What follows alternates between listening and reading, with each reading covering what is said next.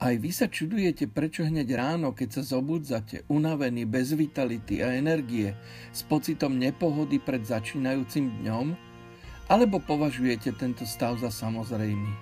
Neviete, čo je toho príčinou? Vedzte, že dôvodom sú toxíny, ktoré ovládajú vaše telo. Bez účinnej pomoci tieto látky nevieme ani spracovať, ani z organizmu vyplaviť. Toxíny sú všade, kam sa len pozrieme.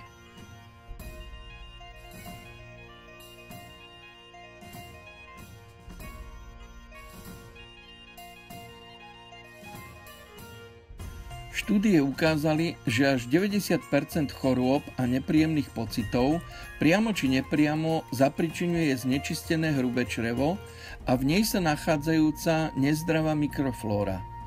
Tak ako sa mnohí nešetrne správame k našej tráviacej sústave, tak by sme sa určite nikdy nesprávali k nášmu autu.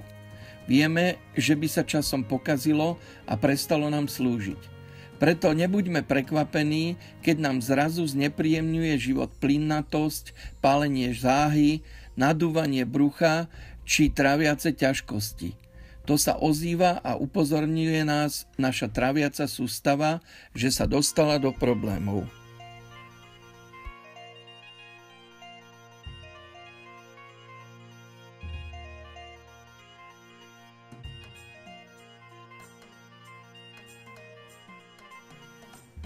Tieto tráviace problémy môžu spôsobovať mnohé faktory, ako porušené trávenie, chýbajúce tráviace enzymy, celkové spomalenie jej činnosti, parazity, ale aj divertikulóza, syndrom dráždivého čreva, zápalové poškodenie tenkého a hrubého čreva, Crohnova choroba či rakovina.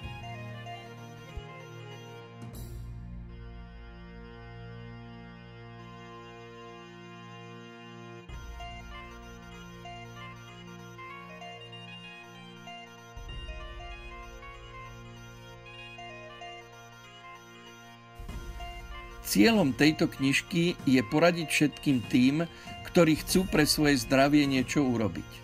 Autorka podáva návod, ako si ozdraviť organizmus, zbaviť ho usadenín, hlienov, jedov, parazitov a nadváhy bez poškodenia nášho tela a zbytočných stresov.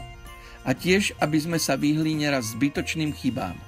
Kvalita telesných i duševných aktivít človeka totiž závisí od toho, ako sa pravidelne stará nielen o svoj zovňajšok, ale aj o svoje vnútro.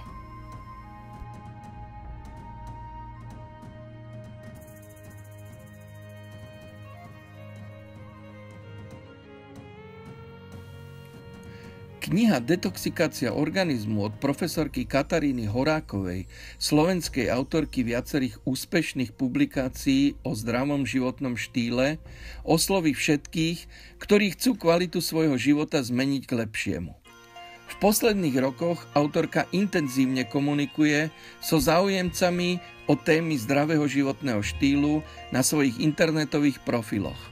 Tie sú zdrojom množstva otázok ľudí s rôznymi zdravotnými problémami a boli aj impulzom pre postupné rozširovanie pôvodnej 80-stranovej publikácie z roku 2007. Autorka umiestnila do 7. vydania, ktoré sme vám čiastočne predstavili, mnohé nové poznatky a skúsenosti.